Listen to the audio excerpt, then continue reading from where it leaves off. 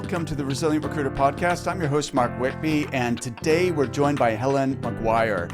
Helen is an exited founder, author, advisor, mother, podcast host, and DEI changemaker. She's a leading figure in DEI and business strategy, renowned for her impactful initiatives. Helen founded hopscotch.work, which was the first women's careers platform in the Middle East and Asia. Her journey led to the creation of diversely.io, which was a groundbreaking AI platform acquired by the Access Group in 2023. Helen's the host of the D&I Jest podcast and author of the upcoming book, The Female Scale. Helen's expertise extends to coaching female founders and advocating for purposeful businesses globally. Helen, welcome. Thanks for being here. Thank you very much, Mark. Thanks for having me. It's been a while since we caught up, hasn't it? Exactly. So this is Helen's second time on the show, so be sure to listen into our previous interview, which was called Diversity as a Differentiator, How Recruiters Can Attract 70% More Diverse Talent. And by the way, I believe you had a birthday last weekend. Happy birthday.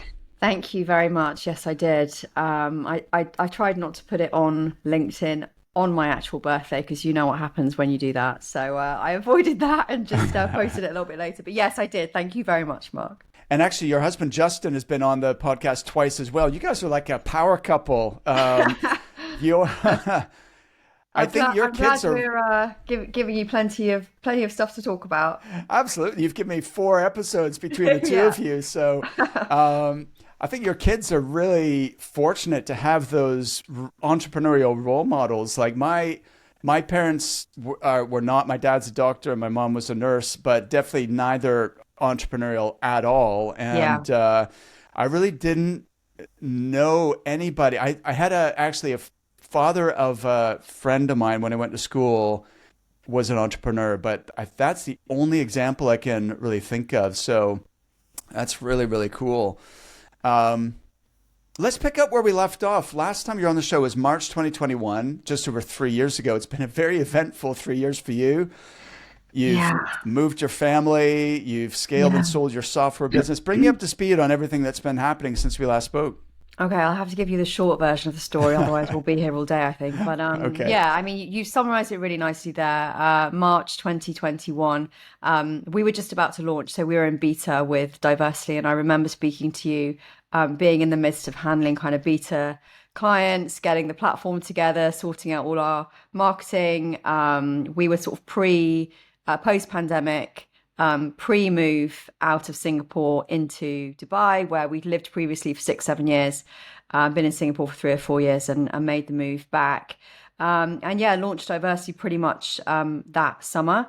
And it just went from strength to strength in many respects, but there were equally many, many learnings there over that period of time. So Diversely doesn't exist as a brand anymore because, as you said at the beginning, it's now been acquired by the Access Group and is being plugged into software globally through Access Volcanic, which I'm sure some of your listeners will be familiar with, and Access Vincere, and rolled out through the Access Group over time.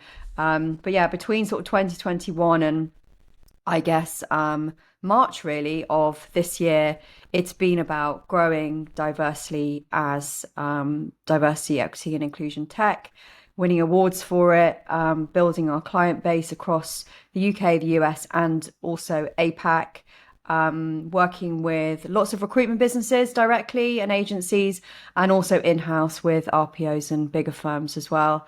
And then, building it to the point of exit, which happened last September, which was, a brilliant culmination of a 9-year journey in this space for me, building solutions in the diversity, equity and inclusion space. Wow. Congratulations, first of all. I mean, that's epic. And wow, what a ride, like over, from founding to exit in about 3 years? Yeah, I mean, I would say that the journey really started back in 2014, 2015 with my first business. And You talked at the beginning a little bit about being an entrepreneur. I do come from quite an entrepreneurial background. My dad is an entrepreneur, his family, my husband, obviously, as you just said, and all of his family as well. So I'm kind of surrounded by that, and you do tend to absorb it a little bit by osmosis, but it doesn't prepare you for that world. And it doesn't prepare you for all the lessons that you have to learn yourself and you have to go through, often with the help of other people, of course, to guide you, hopefully to advise you well on these matters. But it is your journey. And that first 4 years of building Hopscotch was a much more kind of in-person service-based solution around the issues of bias in the workplace, specifically focusing on gender. So specifically focusing on women, because that was my experience and my genuine frustration and passion at the time. And, that really enabled me to build the network, the experience, the on-ground understanding of this problem,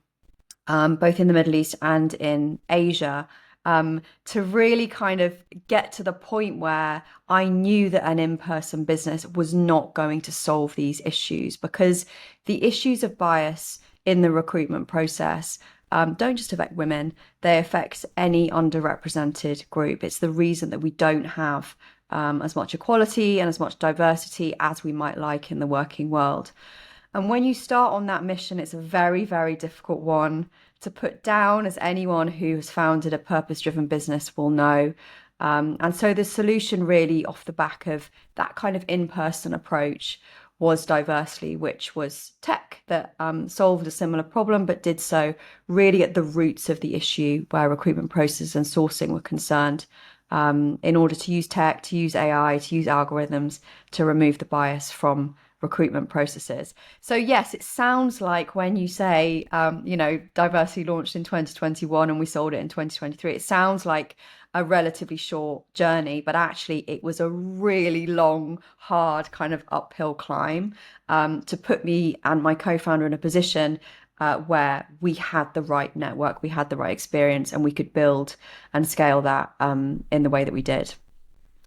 Amazing. It makes sense. It wasn't from scratch that you started Diversely and then scaled to the stars, but there was all of your work for the I guess 5 or 6 years prior to that kind of gave you that momentum and that, but still it's super impressive. I was doing some research before this in preparation for our conversation, Helen, and from what I've been able to gather, so this is for UK, so I don't know the stats in Dubai or Middle East, Asia, and America and other places, but in the population, so it's 50% women in the general population in the UK, but only 18% of UK companies are led by women, so less than 1 in 5.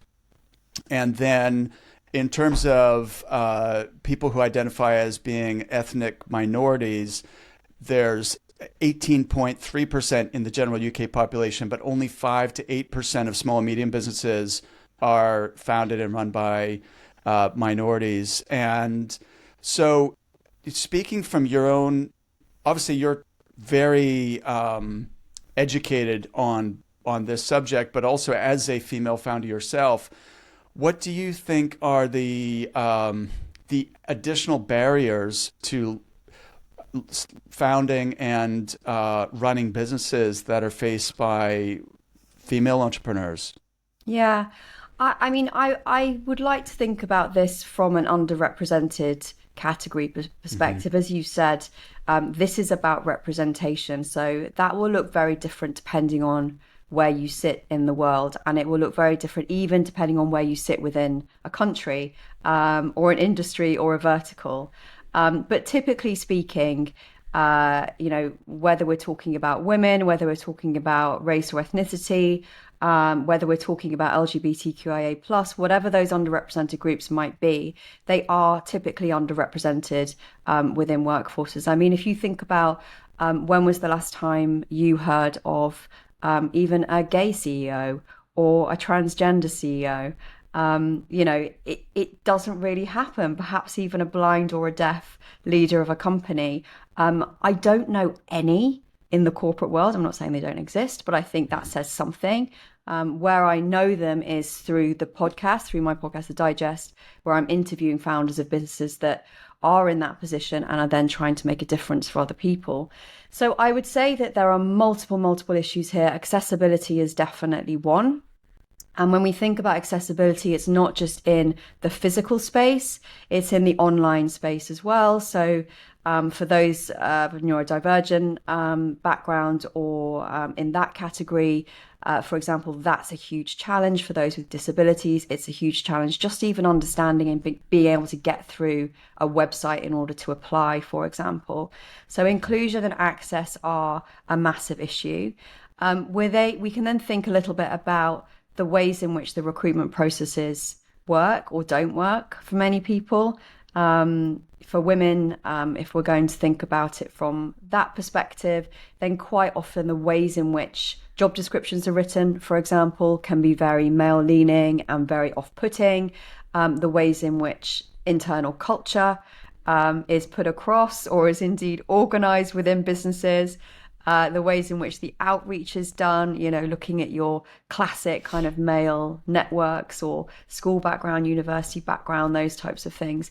So there are multiple issues where the ground is essentially not level, the playing field is not fair, and it's set up for certain underrepresented groups in different situations simply to not even get a foot on it, never mind make a success of it.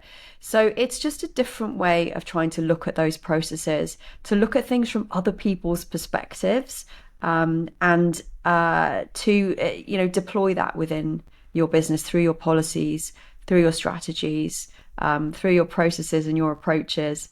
There's a lot to think about, but I like to think that if we start at sourcing, if we start at making that process as fair as possible, then we have a much better chance of getting those people through the door in the first place.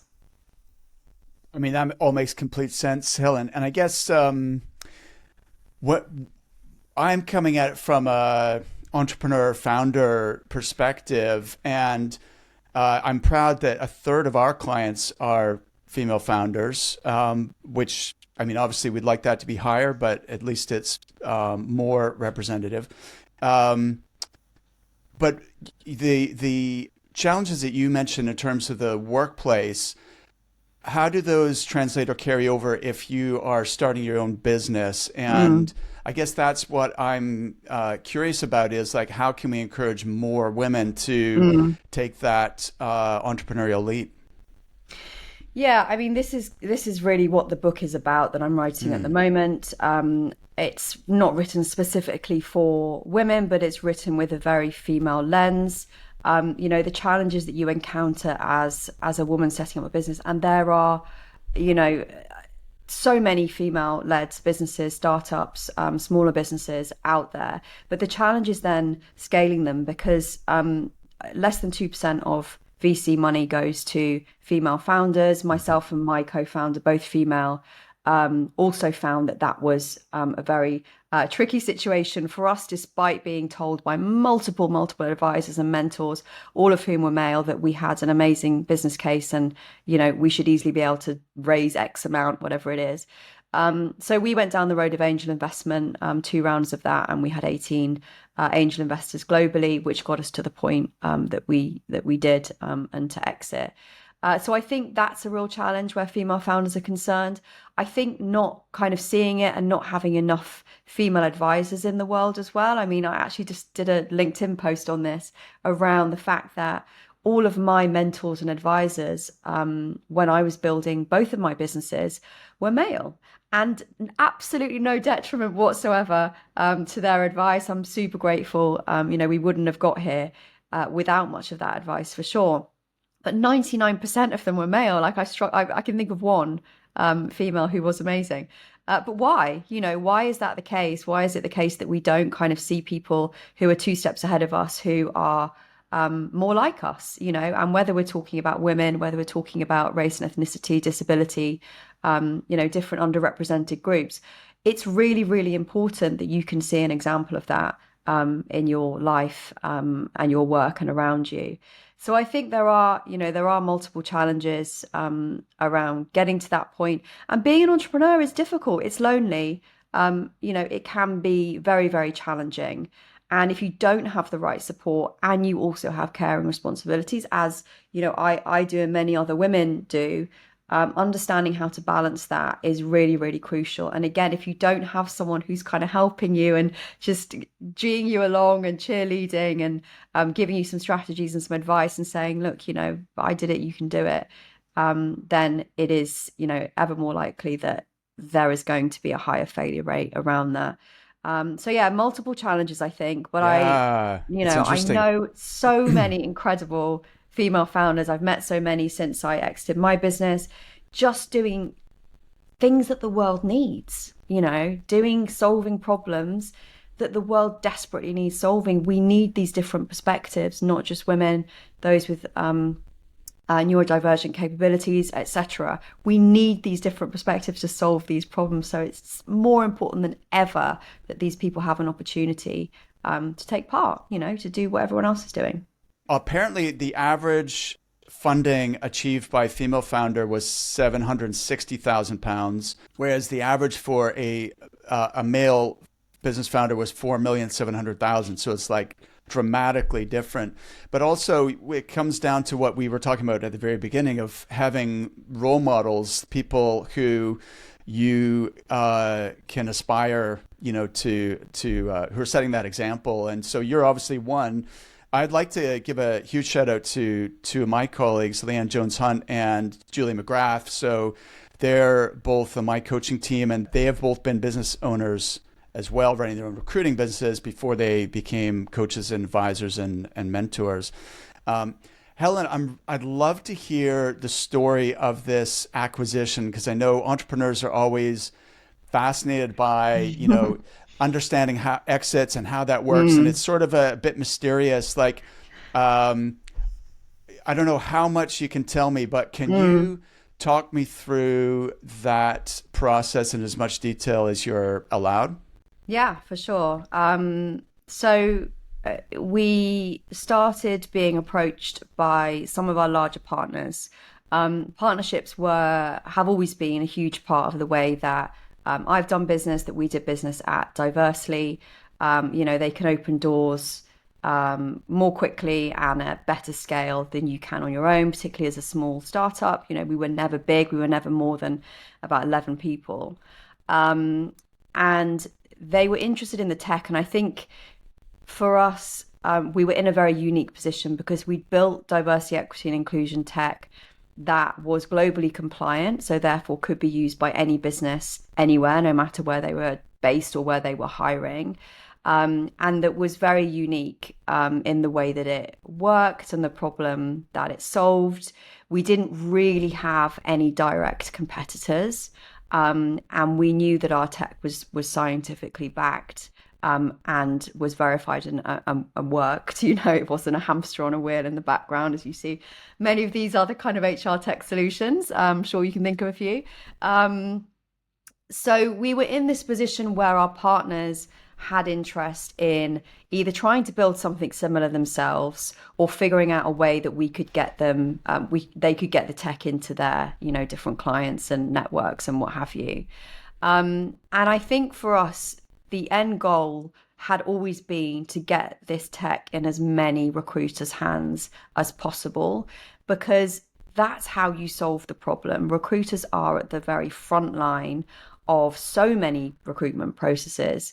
And if you can get it into their sort of day-to-day and demonstrate the value, which, by the way, is a 3 times improvement on winning new business, it's almost twice as much satisfaction in internal talent, almost twice as much access to skilled talent and relevant talent. So getting these processes right for recruiters had a really tangible payoff. We knew that is the thing that was going to solve this kind of frustration and problem that we'd set out to solve, or I'd set out to solve 8 years before, and then myself and Hayley had set out to solve a few years before. And so we entertained these conversations, and we probably had sort of 3, 4, 5 different bigger partners globally round a table, so to speak, talking to us about an acquisition of the software, because for them to build it themselves, would have taken a ridiculously long time. We had specialists, we had experts in this space building it with us, and would have cost them a lot of money as well. And there's no guarantee they would have got it right. So after a bit of verification, an awful lot of conversations, I flew back to London for a period of about 5 days and had kind of face-to-face conversations with a couple of the larger ones.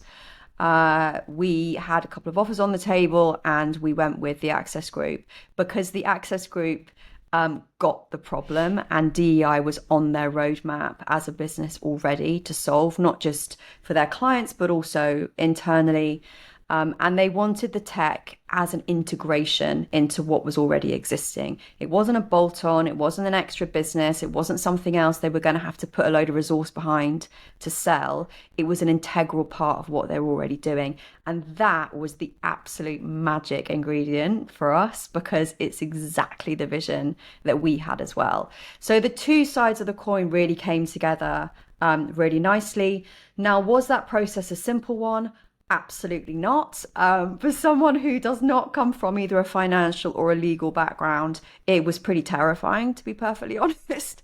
And I think, we were a relatively small business. The Access Group is an acquisitive company, as I'm sure many of your recruitment founders will know and be watching. They've just acquired another business called Elay, which is incredible, that's now integrating into their software as well. But as a small business, it's not a process that they were super familiar with. So we had to kind of build it as we went. It felt a little bit like driving in the dark with my hands tied behind my back half the time. Didn't quite know what was coming down the track on a day-to-day basis. There was obviously a huge amount of scrutiny and detail around everything, not just the tech, but everything that we'd done individually as a business.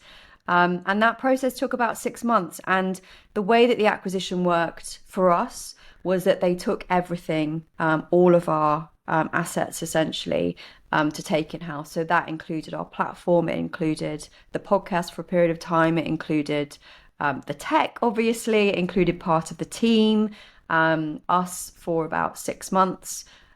So yeah, everything was kind of brought in-house, and they benefited from everything that we'd created over time, which made complete sense to us as well. I don't want to keep solving the same problem, right? I'm very happy to have got to this point, and now it's kind of integrated and out there. And then that deal went through at the end of very end of August, beginning of September last year. It was announced, and then we kind of went in-house. Myself and my co-founder went in-house for a period of about 6 months to kind of relaunch the business in a $9 billion company, which again was like not an easy process, but the team are absolutely incredible there. I've made some good friends. I've genuinely enjoyed my time, and I'm still consulting with them now. That's kind of out of choice. I didn't have to do that. So that sort of proves that it wasn't a total nightmare of a process in any way, shape or form, but it wasn't easy. And, I'm very, very grateful that we got to this point and we have this opportunity. It's exactly what we envisioned. So yeah, anyone who's thinking about going through this process, very happy to have a kind of side conversation on how it all works. Amazing. So it's really interesting, Helen. And so 6 months process. Obviously, they're scrutinizing everything, every part of the business. And you hadn't done it before. You described it like driving blindfold with your arms tied behind your back. So, and literally. Like, what was that like from because I can imagine, number one, you're still trying to run the business, because what if this acquisition doesn't happen? Yeah. You can't put your business on hold and stop running things while all this due diligence is happening. So that's one challenge. Secondly is, how do you ensure that you're getting the best value and you're not going to be, cheated is the wrong word, but, because you haven't gone through that before, how do you know that you're capturing the most value? And were there any other surprises, challenges, or curveballs during that process? I think in terms of there were plenty of curveballs and plenty of surprises. I think one of the biggest around that was the integration side of things, and kind of not having a bit more of an off ramp where the standalone side of the business was concerned. So, luckily, many of those clients were coming to an end of their contracts anyway, or they were already clients of the Access Group. So, it was a relatively smooth transition, but that was something that obviously needed handling. And yeah, I think it was, it was a stressful situation because until you get that signature on on that document, it's not done. The deal is not done, and there is a long process of negotiations and back and forth because, as we all know in the tech world, for those of you who are in that world, those valuations have dropped quite significantly over the past kind of 18 months, 2 years, particularly in the HR tech space. Those multiples have plummeted. So we were in that space where, we knew what the business had been worth, or would have been worth at that point kind of a year ago, but we're perhaps in a completely new space where it was very difficult for anyone to say because things were just in flux. 2023 was a very, very unpredictable and weird year, not just for the Definitely. HR recruitment industry, for all industries. When you look at tech, when you look at finance, when you look at banks collapsing, it was kind of, are we going into a major, major global recession here, or aren't we? And I think we've Exactly. narrowly avoided it, but nobody knew. So everyone was kind of hands in pockets, definitely not handing out the cash as readily as they were sort of 2 years before. So it was a very tricky situation. And I think when you're going through that period, this was my second business, right? So I knew what I wanted to achieve from that business. And it wasn't all about the dollar value. I think when you set up a purpose-driven business, it's very important to keep profit and profitability in mind because it's hard to create impact without that. It's not sustainable as a business, as an idea. But equally, you've got to balance it with, what am I doing here to solve this problem and how can I solve this problem?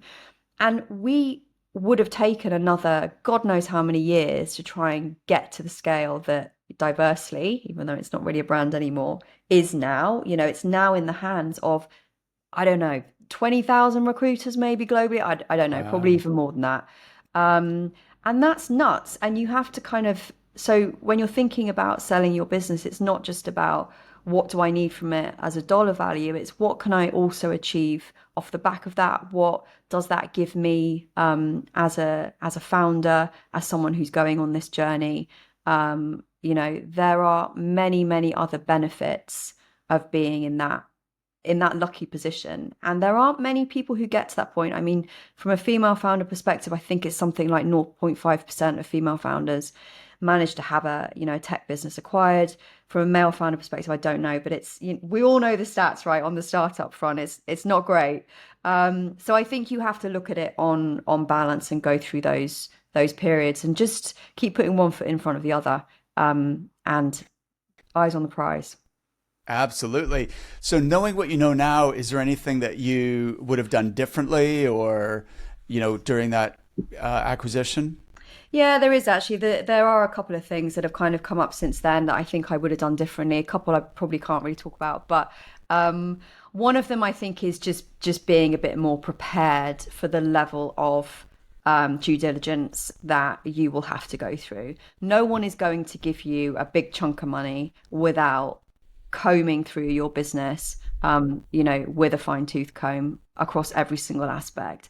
So just being a bit more ready around that, I, as a small kind of startup, we were relatively well organized, but not organized to this level. Mhm. So there was a lot that, we needed to go back over, and just put in a place that other people would find it easy to look at, for example, and think about spreadsheets and all of these types of things that you need to have in place and different agreements and so on. So just trying to get those things in order so that you can put them into what they call a data room, which is essentially what the business will set up for you that's acquiring you. And there will be multiple folders in there that you need to put all your stuff into. And yeah, if you have a bit more of if you understand what that looks like and you organize your business around that, ready for sale, it's so much quicker and easier then to represent yourself. So yeah, that's one thing, just kind of being a bit more aware of what that process actually involves. That's really interesting. I've never heard of this data room before, so that's useful. Yeah, I What? mean, we've been through it a couple of times with investors. So Yeah. when we were going for investment or speaking to investors, but it was sort of 10 times the size, the different agreements and things that we needed to pass across for them to look at and all the rest of it. So yeah, there was a lot of that. And I would also say we didn't have an accountant. We didn't employ an accountant. We didn't employ a lawyer as standard as part of our business. We did that in-house as much as possible. That was a really, really important investment for us to get this across the line. There are just, as a founder, there will be gaps in your knowledge. Hmm. Most founders do not come from an accountancy or a legal background, particularly in the recruitment space. So having somebody that can just do these things easily and quickly, and also give you their expertise on what the right way is and what the wrong way is and what to expect and everything else, was just an absolute lifesaver. They were incredible people. So again, if anyone needs any advice on that front, we found a couple of fractional people that we brought in who were brilliant.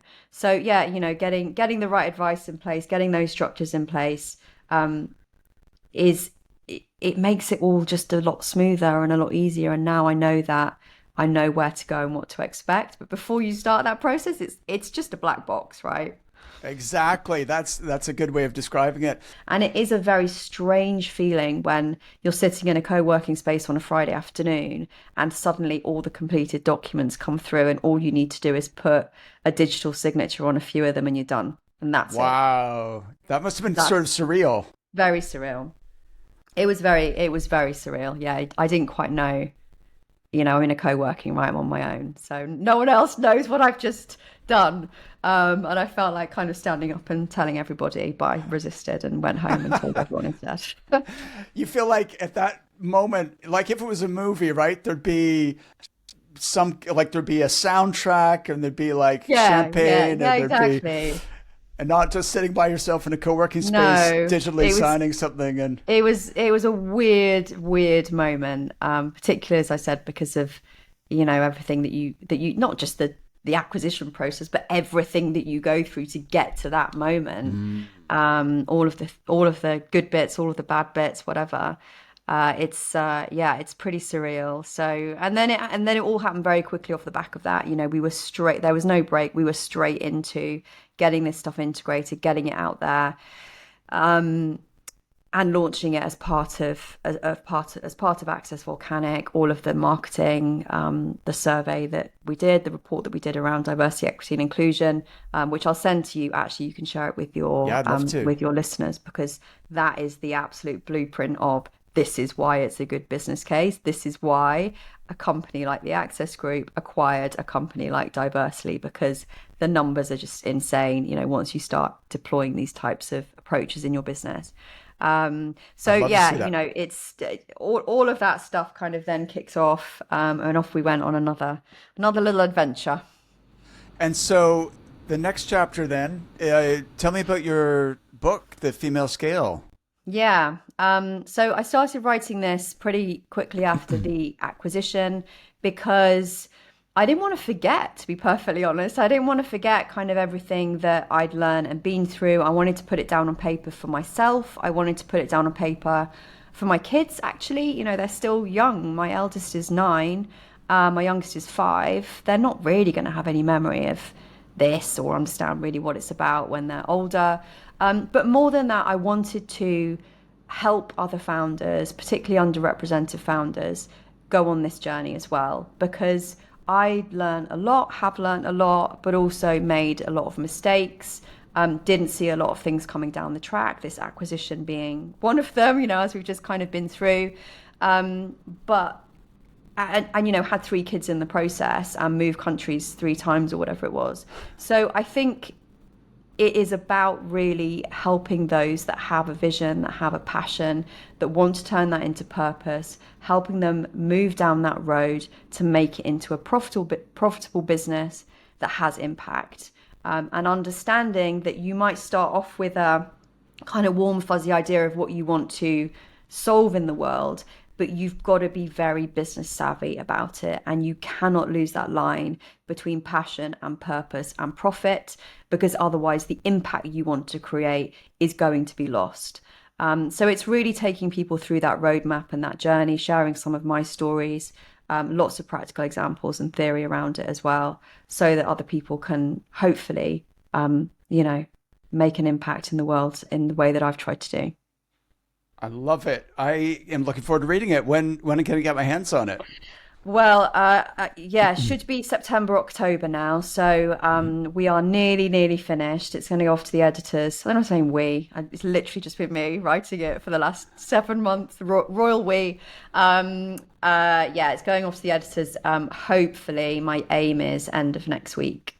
So we're very close to getting it done. And I've worked with 2 brilliant book coaches in the UK who have, you know, really sort of helped me to understand what a good book looks like. So yeah, it will be over to them to do the editing process, and then yeah, it will be launched in September, October of this year. Amazing. I would love to pick your brains actually, Helen, because I want to write a book. So I'm putting that out there on the podcast. Okay. Public accountability. It's been on my sort of bucket list for a long time. I need to actually get it done, and so I'd love to learn from your experience. But yeah, 100%. super exciting. I'm you know, congratulations on selling the business, getting this tech in the hands of 20,000 plus recruiters around the world, and having an impact on such a massive scale. That's phenomenal. Really incredible achievement. Thank you very much. Yeah, it was a proud, it has been a very sort of surreal, but yeah, you know, it was a very proud moment to get to that point in the journey. I know lots of other people don't quite make it, so I'm hopeful I can inspire some future founders to make an impact too.